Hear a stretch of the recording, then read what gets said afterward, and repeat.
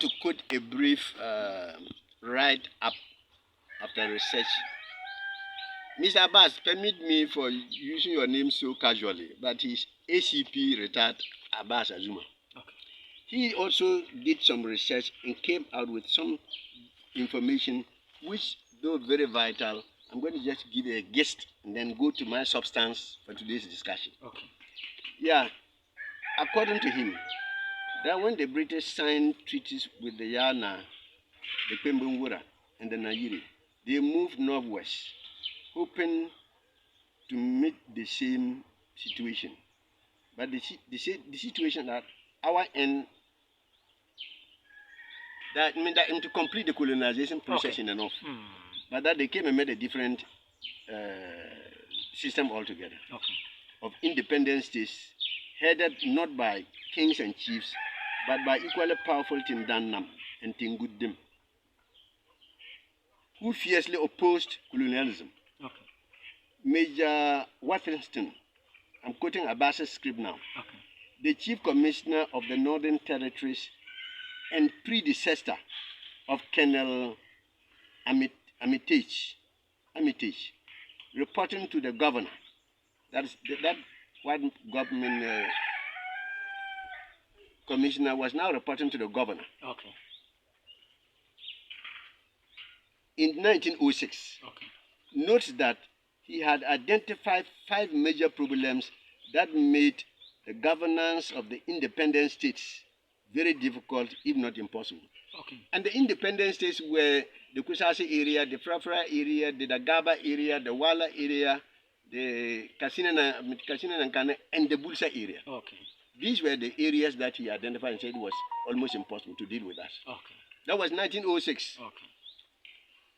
But he also has a source. Abbas is not just conjecturing his own ideas and writing this. Okay. No, he has the research and he has the documents. Okay. When I get them, or even get he himself, he can throw more light. Okay. But hopefully, within a short period of time, I will get hold of the documents that also detail this. And he himself can also elaborate if you should contact him. Okay. Now, what he identified, what the governor identified and reported back was that, 1, absence of big chiefs. You know, he had identified and said problems that made the governance of the independent states very difficult, if not impossible, including the following. Okay. Number 1 or A is absence of chiefs, like they met down south up to Mamprusi area, which is Nayiri. Okay. We had no chiefs. Number 2, breakup of what were kingdoms by Samura and Babatu. The slave raiders, they had come around looking for slaves to capture and sell. Okay. And so because of the fact, kingdoms that were also already existing in this part of our world, they were broken down. Okay. But Babatu and Samura met very serious and fierce resistance from the Bulsas. And the Bulsas defeated them. Okay. Yeah, that is on record. Okay. Then C.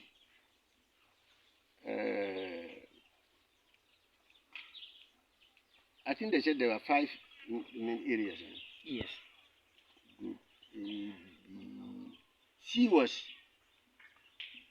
imbecility of the elected chiefs. Okay. In other words, some of the chiefs who were there were not, excuse me to say, intelligent according to their standards. Yes. When you say somebody is an imbecile, excuse my language, it means the fellow is like, yes. I wouldn't like to use a strong word, but the fellow is not all that. I mean, intelligent or mentally sharp or something. Okay. Yeah. So that is what they said. D was lack of common laws to govern. Okay. So even though the chiefs were there, they had no common laws. As we said, we were having Tindanes and clan heads. Okay. And so there was no law that you may say, this was a law for in the Kusasi area, in this, like they had seen in the Bong, in the Shanties and whatnot. Okay. So that means that there were chiefs, but not all that. No, it means that, yeah, some areas there were chiefs. Good. But other areas there were no chiefs. Good, I like that. For example, when we want to trace back and go to Burkina, okay, where you had Kusasi settlements like Buguri, Ayua, Zoga, and Nebemu. Some of them had chiefs. Okay. But that is not no more part of Ghana. Okay. And they were not certainly, each chiefdom wasn't being controlled by a centralized authority. Okay. Like the Gombes, the Gombes, the Gunjas, and whatnot. No. Yes, I'm getting you right. Then we now come to E. People bypassing local authorities with minor cases for solutions by the white man. Okay. So when the white man had infiltrated, people, minor issues, they wouldn't go to the chiefs or the leaders or the tindanas, they went to the white man. Okay. And that made administration difficult because they wanted to use indirect rule. Okay. And they wanted to rule the people without them getting directly involved. And so if we were now to bypass the leader or the one the white man is looking to and come to the white man, you are making administration difficult. Now, Major Wathenston was succeeded by Colonel Amateng in 1910. Okay. You know, we are reporting this earlier from 1906. So 1910, Major Wathenston succeeded Colonel Armitage, and he sought to address those issues his predecessor had noted. Okay. So the challenges that his predecessor named, he now tried to overcome them in one way or another. That the colonel sent a memo to the governor proposing a hierarchical structure of chiefs mirroring the Yana and the Nayiri for the independent states, and records have it that the governor reluctantly agreed. And so the commissioner for the Northern Territories sent a memo to the governor proposing that how Yana ruled, how Pembemura ruled, how Nayiri was ruling his people should be extended to the rest of us. Okay. That they were called the independent states. And the white colonial governor reluctantly, in other words, he wasn't happy, but he wanted the white man's rule to be established, so he agreed to that proposal. That is all easy to debunk the false claim that Nayiri ruled everybody from here to Wagadugu, from 19 what. That is, these are to debunk those falsehoods. Nayiri ruled, but his rule did not extend beyond the Mamprusi area. And these are not just whimsical or emotional statements. These are factual, documented evidence. Now,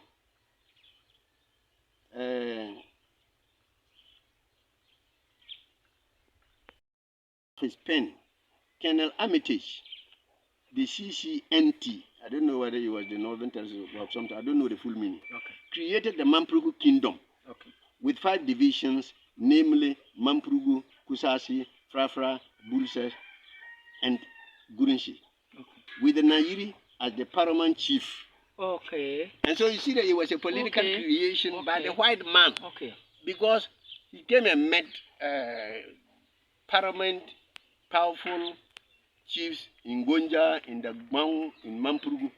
So in the states, that is the Kusasi, Frafra, Bulsa, the Gaba, Baba, they had none. Why not create a paramount chief to take care of us for his interest? And so by just writing, he directed that the Nayiri should become the paramount chief of these states in addition to his Mamprugu kingdom. That was 1911. 1911. Wow. And more evidence with the quotations of where these evidences are coming from can be made available later. Now, why are the Mamprusis claiming supremacy over everyone else when the evidence is clear that but for the intervention of the white man, there was no Mamprusi kingdom, let alone extending it beyond their borders? Let any scholar contradict me with facts and not fiction. Don't imagine that you have heard a story, some tale, like legends of northern Ghana, which is nothing but a fable. And you are quoting somebody's historical evidence based on interviews with people who are supporting or who are supporters of the alleged Mamprusi kingdom, including all of us. That is false. Okay. Good. Now back to the issue of chiefs in Kusasi. Okay. Now, when these measures were made, okay, and the white man was finding it difficult to contain the independent states, mainly or largely now in Upper East, okay, the white colonial governor, okay, who was, they call him provincial governor, because he was for the northern territories. Northern territories included then Dagbon, Mamprusi, and the independent states. That was all the northern territories. He decided that they should meet, he and his district commissioners, okay, and look at the way forward for the northern territories. The white provincial governor was equivalent to something like modern day regional minister. okay, And he was based in Gambaga, which was the regional or provincial capital. And his name was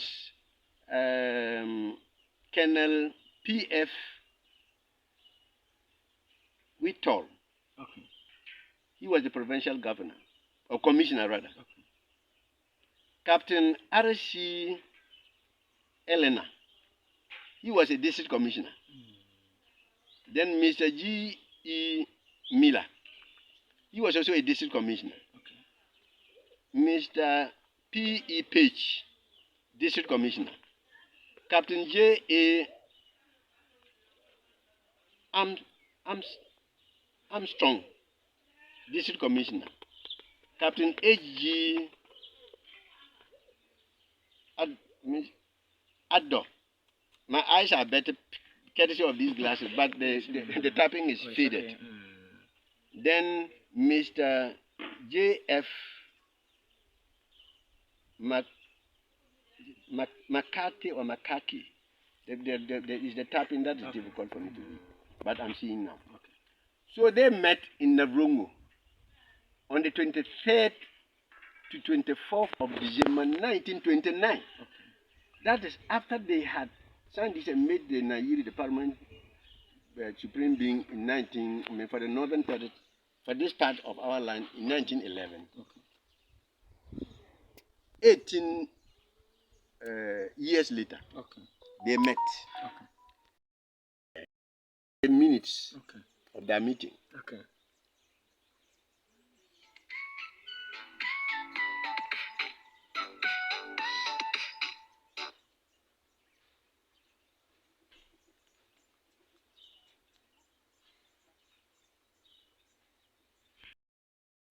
Two-day conference. Okay. Now the agenda. Okay. That the following was the agenda on which the conference based its discussions. Okay. And the agenda is long, but let me just summarize the portions that are relevant for our purpose. Number one was rearrangement of districts. Okay. Before 1929, the districts were not properly arranged, and they found that the administration difficult. Okay. Two,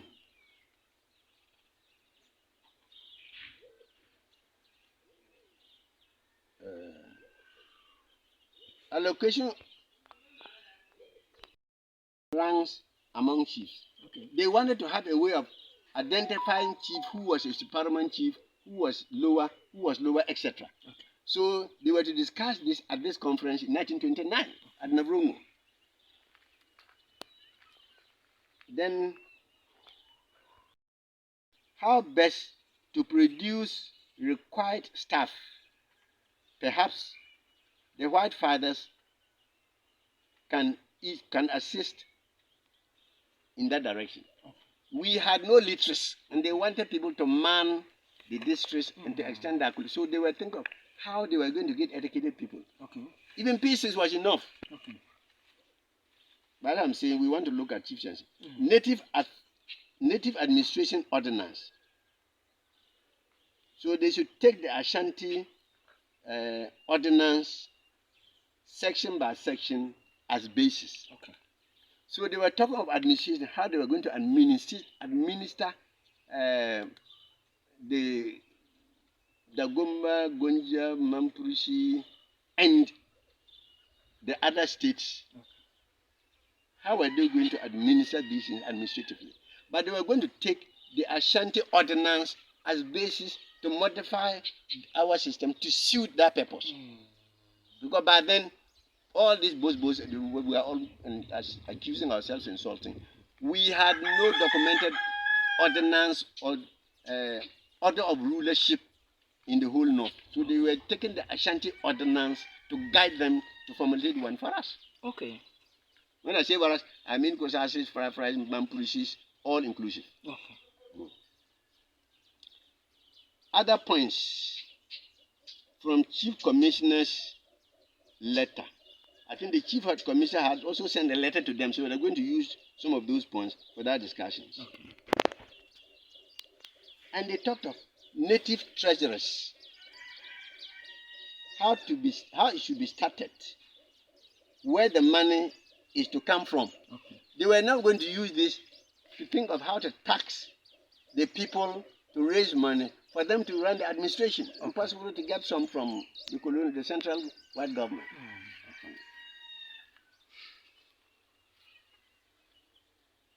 That sub-chiefs and headmen, clerks in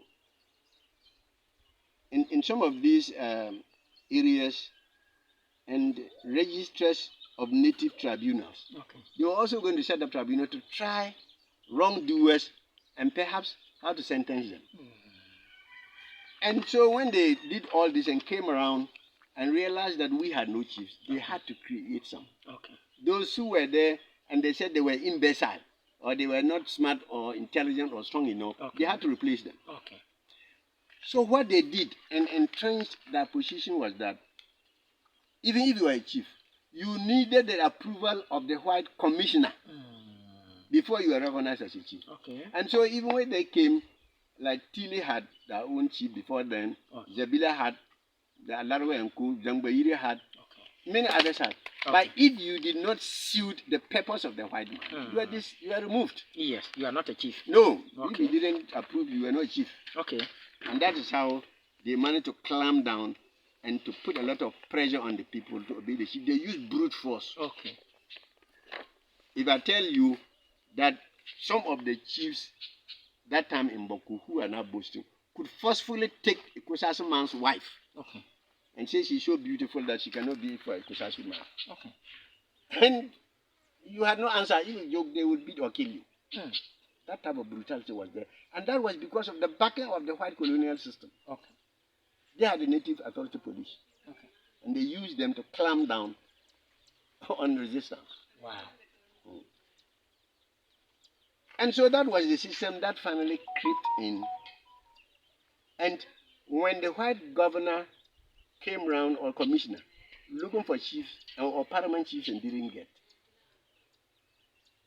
some of the people had come across from Gambaga, and they were all now in Bawku. Not solely for trade per se, because we also have other evidences that some of them had misbehaved towards the then Nairi, and they were to be arrested, tried, and possibly dealt with. And they snitched into Bawku. Okay. And so when the white man came looking for chiefs and they knew about chieftaincy, they put themselves forward. Wow. This is oral history. Okay. But we are just trying to do research and get if we have any documentary evidence. Okay. So when they came and met them, and they wanted the department, something like centralized rulers, then Nairi said, oh, he had his sons in Bawku. Okay. Apparently, the chiefs or the Nairi who was looking for these fugitives perhaps might have died. And so somebody who came and maybe decided to pardon them and didn't bother to pursue the criminal aspect that were leveled against them. And so because the Kusasis were not organized, the Nairi imposed the Bokunaba as the supposed chief for all of us. But His influence was limited in Bawku because he had no influence over Naba, Largo, Tili, Zangwiri, and the rest. Okay. They were there, and these chiefs were also there. So when they got to the Frafra area, they were also like they were not centralized. And so some of the settlers who are descendants from Mamprugu found themselves in Angodi, in Tongo, and in Bongo. And so they came forward as chiefs, and they were accepted as paramount chiefs. Balaga Zuarungu, there were no mamprusi settlers. And so the Frafras there, some of them came up and they became the chiefs. Now they got to Kasine Nankane area. The Kasines resisted that they would not come under Nigeria under any circumstances. So the white colonial government asked them, and they elected Nabropio as their paramount chief. They got to Bulsa and they also resisted. And so they elected Sandema Nap as their paramount chief. And so up to now, they are free from this colonial relic and the unfortunate situation we find ourselves. Now, to digress a bit and come back later. Some of them have been saying that, oh, the Mamprusis, they control Frafra, Brava, so why not Kusau? The fortunate thing about the chiefs in the Frafra area is that if you go to Nangodi, if you go to Sakuti, the chiefs may trace their descendants to the Mampruku lineage. But they are fully assimilated. If you go there, the chiefs see themselves as Nabdams in Nabdam area. They see themselves as Talenses in the Talensi area. The chief in Bongo sees himself as a Frafra in the Frafra area. If our Bawku Mamprusi brothers had also humbled themselves enough to have agreed that they were Kusasis, maybe they would have been the chieftaincy gate. But they resisted and thought they could bulldoze away and treat us with the contempt we don't deserve. And that is where a controller and therefore has the right to enskin and impose. That's a historical fact. He was made the paramount chief for the states, the independent states as they were then called, in 1911 by the white colonial government system. Should I say this was how the chieftaincy introduced? Then when the Bawku Naba became, when the then Mamprusi became the Bawku Naba, he was there, but they were all independent. The Bawku Naba was no more independent than Zabili Naba, Tili Naba, Tempane, Gagbiri, Pusga, Binduri, Tanga, Binaba, Kusanaba, Zangwe. No, they were not. They were at par. And again, somewhere after this meeting in Navrungu, where they met and decided this, in 1932, they wanted to entrench this system. And so the then white district commissioner also thought that there was a need for him to bring the chiefs in the Kusasi district to get one leader. And so he invited 19 of them, including the Bawku Naba, to meet and choose a leader. That is something like a Kusasi tribal chief, or chief of the Kusasi tribal area. And he used the same maneuvering tactics because they had to endorse you as a chief. He cudgeled and intimidated the chiefs to agree that they will make the Bawku Naba paramount chief. Not the paramount chief, but a chief, a head chief of the Kusasi chiefs. I was only Kusanaba who resisted and said he also wanted to be the head. And because of the muzzle of the white commissioner, or the then district commissioner, he managed to maneuver and get the chiefs to endorse Bawku Naba. That was 1932. And then, but then all the same, he was still not enskinning the other chiefs. He was head of the Kusasi tribal chiefs. You see? And so the system of Kusasi chiefs, somebody may think I'm being mischievous because of the problem in Bawku. I am imposing Kusasi in the district. No. The meeting in Navrungu, if you come to paragraph 4, in the agenda was rearrangement of districts. Okay. And so I will read you a brief portion of the minutes of the provincial governor and the provincial commissioner and the district commissioners. There were 6 district commissioners and 1 provincial commissioner Okay. that met in Navrungu. Okay. And the minutes is that it was unanimously agreed that it is essential for the districts to be recast so that each tribe is brought completely into one district. Okay. Not my words. Okay. 2 tribes in one district can be dealt with, but 1 tribe divided between 2 districts is not sound. Okay. So in other words, they do not want to have mamprusis in Mampurugu district and mamprusis in Kusasi district, or Kusasis in Kusasi district and Kusasis in Frafra or another district. Take note of that. Okay.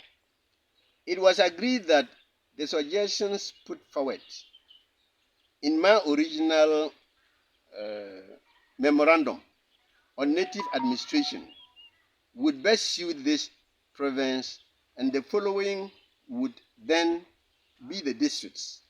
The district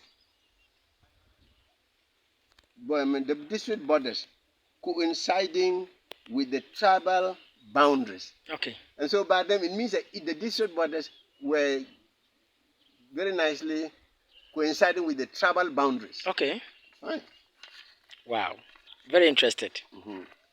Now, these were the districts which they thought the borders were in the tribal boundaries were unique and could suffice that agenda. Okay. Mamprusi district. Okay. Headquarters, Gambaga. Okay. And they said the district and the tribe just fit. Okay. Kusasi district, or Kusasi, headquarters, Bawku. Okay. Nabdam, Talensi, and Nankanish, headquarters, Zuarungu. Okay. You know, remember they said that 1 or 2 tribes could belong to 1 district. Yes. But they didn't want 1 tribe to be divided between 2 districts. Okay. And so now if you look at that area, they call themselves Bonabuto. Okay. So the Nabdam, the Talensi, the Kansinas, they see themselves as Gurinso or Frafras. Okay. Then Kasina Bulses, headquarters, Navrungu. Isala or Sisalas. Okay. I read this some time ago. Yes. But I want to link this with the chiefs and the naming of Kusasis and Frafras. Okay. So since this was already dealt with, let me leave it there. Okay. And that this arrangement will also most likely fit in with the native states of the future. I will emphasize that the conference was unanimously of the opinion that this first step is an essential one as a preliminary to the introduction of any form of native administration. Okay. And so if they are arguing, if at that time they said that the districts coincided with the tribal boundaries, and so they named this Kusau, or Kusasi area, Mamprusi area, Nankana whatnot, Tanasis and whatnot. Then they went to war up to Laura and Sisalas. That is how the chiefs, and that's how the naming was. Okay. And I will tell you that it was Kusasi local council. If you get to the Bawku, on your way there's a place where the fire service in Bawku now is. I don't know whether they have removed it, but it was in town. Okay. The Sankansi station or something, or taxi station. It was there. When we went to school, it was there. Kusasi local council. Okay.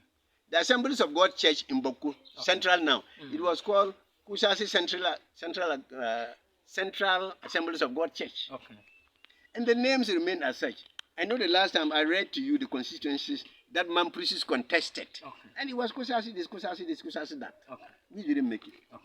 Now, after the 1966 coup, when they maneuvered and got the NLC, that shamelessly came to replace a constitutionally or a legally contested and won ruling, just with a decree from a military regime, with NLCD 112. They thought it was that hey, the Kusasis are becoming weak. Okay. And that if they don't do something sinister, okay, that claim that they are for this land will not materialize. Okay. So they quickly cancelled all the Kusasi names associated with the districts and whatnot. Okay. And initially started to impose mamprusi on us. Wow. Because in 1967, by then I was in secondary school, okay, they named this Tondet area as sub-mamprusi district. Okay. They cancelled the Kusasi and put the sub-mamprusi district on record. But they realized that the awareness of the average Kusasi youth is not like in the 1940s and 50s. And so even though we were not yet organized and NLC had come with its very negative approach to issues, there were resistances. And so they abandoned and withdrew the sub-mamprusi claim. Okay. But they resisted anything Kusasi. Okay. No wonder when they were creating the districts under the PNDC, we proposed this as Kusatone district. Okay. That is, they supposed to be a district now. We proposed a Kusatone district. Wow. And they resisted, the mamprusis. And they had their backings at the electoral commission.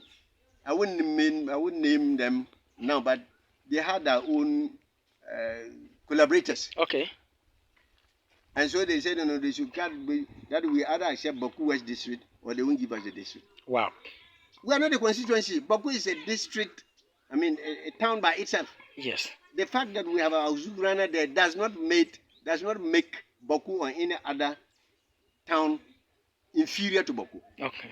Otherwise, now when Yendi would have been called, Metamala would have been Yendi this, Yendi that, but it's not it. Okay. So they imposed those names on us to whittle down the fact that this is a Kusasi land and we are Kusasis and we have our identity and our dignity. Okay. That was just the aim. Wow. And so they still side now and say they had chiefs and whatnot. They were sent initially. The mamprusi's argument was that Kusasi were being harassed by Busangas or Bisas, and they came to defend us. Which is not true. Which is false. Yes. There was a word, the Busangas those years sneaked into Bawku, fought the mamprusis, and beheaded one of the chiefs. I won't mention it now, but later. Beheaded one of the chiefs and took the head back to Busango land, and they buried him headless. Okay. It wasn't the Busangas who were not fighting Kusasi. Yes. They were fighting mamprusis. But even if you came to fight for us, it means that we were there. Okay. So how can you claim that when you came there was nobody? Good. So chiefs, as we have them now, were not originally part of the administrative setup or traditional setup of Kusas, and we admit that fact. Okay. We were an acephalous group. We were not organized under structured leadership and the chiefs or something. So please, so what after the LLC? NLC. Okay, NLC. Decree 112. Okay, what happened next? Well, when they did that, they just made a law and said and accused Nkrumah as having appointed his CPP supporters as chiefs. Okay. And that based on that, the NLC, the military regime of Kutoka and Afrifa, those traitors, okay, made that law. Okay. And that they were replacing Nkrumah's politically motivated chiefs with proper chiefs. Okay. And I don't know, I'm not holding brief on Nkrumah. Okay. Whether Nkrumah did in skin chiefs in some other areas, political or not, I don't know. But not in the Kusasi area. Okay. Because we have the facts, both written and verbal. Yes. That the struggle for independence started. And unfortunately, the Mr. Sunda and co, those who were the cream and leeches of the Kusas, okay, went with CPP because Nkrumah wanted independence for Ghana, or for Ghanaians, or for the Gold Coasters at that time. Okay. And so they also said, well, we'll join those struggling for the independence because we also want our independence, yes, from colonial mamprusi relic. Okay. And so they supported the CPP. Okay. Now the mamprusis did not support the present MPP per se because there was no MPP. Okay. That time, they tried to form the political parties along ethnic or tribal lines. Okay. And so the Ashantis formed the they were called UP later. Okay. Because they had Ashanti something, and they later on emerged, was it? I've forgotten the name. Ashanti Confederation. No, they had a name for the Ashanti. Ashantis wanted their party so that the cocoa, the timber, and whatnot resources will remain in Ashanti. Okay. So they wanted Ashanti as a state, something like a federal state. Okay. Then SD Dombo, Edagao, he formed the Northern People's Party. Okay. It was NPP, but not the present NPP. Okay. And the mamprusi in Bawku largely went with the MPP, the Northern People's Party. Okay. Some of them went with CPP, but they were in the minority. Okay. So Nkrumah CPP beat them. Okay. And to be honest, the Northern People's Party was the largest after CPP. Okay. The Ashantis and all them combined were nowhere. Then we had the Togolese People's Congress or something. Then the Muslim something. They formed tribal and religious groups. And Nkrumah said, no, for the interest of Ghana, we must bring all together. Okay. We wanted a force that could make Ghana not fragmented. Okay. In the first place, Ghana is very small. So he called for that. And he managed to ban tribal or religious groupings on party lines. Okay. And so based on that, the the Togoland Congress, the Ashanti something, yes, and the Northern People's Party, which was the larger opposition party, merged. Okay. Then formed the United Party, UP. Okay. And because of that treachery, they managed to convince and sideline SB Dombo. Okay. And rather put Professor Boucher, who was an academician, and that they think he will serve them better. When they talk today and say, oh, Boucher Dankwa Dombo group. Boucher Dankwa and Co. did not belong to the the NPP of Dombo. Okay.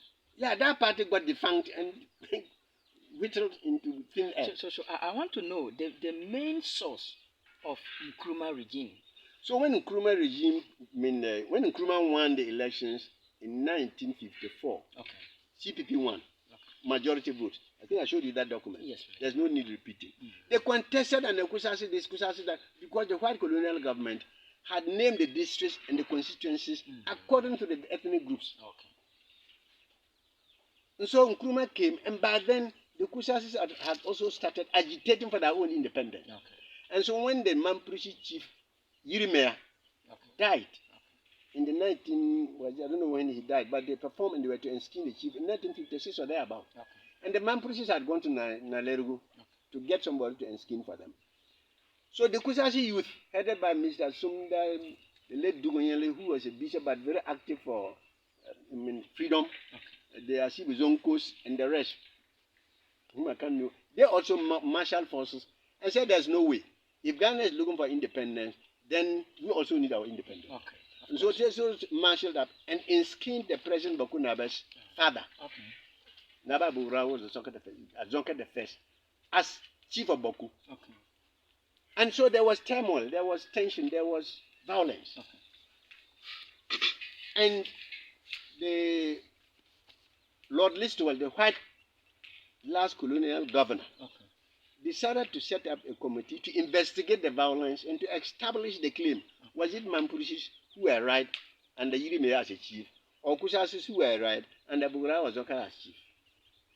And before the committee is on record that some of the Mamprusis opted to back and support Naba Bugura Azonka the first because they argued, and it's documented, yes, that if the Nairi doesn't want to look at the truth, and that the one the Nairi and skinned wasn't the rightful owner.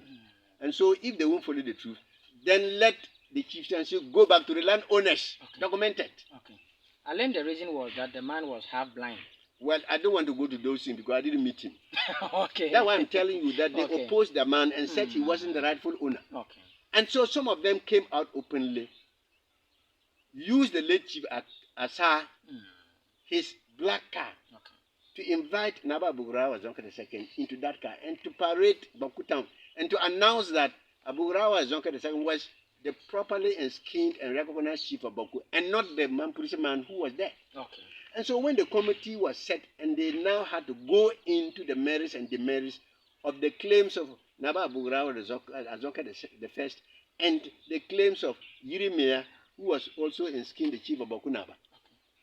The mamprusis came together and realized the enormity of the problem, and the mamprusis who were supporting Nababa Bugrao Azoka the first opted out and went back to their mamprusi camp. Okay. Wow. Yeah. And so at that time, Nkrumah was not the prime minister. Okay. Nkrumah was not the president. Okay. Lord Listowel was still in control. Okay. And the naming of the districts as Kusasi, the constituencies as Kusasi, wasn't by Nkrumah. Okay. And so when the committee went into the merits and demerits of the case, they ruled that they think it's proper for Kusasis to rule themselves. Okay. And that Naba Bugurawa Azonka the first was properly elected and skinned as chief of the Kusasi area, the overall chief of the Kusasi area. Okay. And they used chief of Bawku and chief of Kusasi area interchangeably. So the mamprusis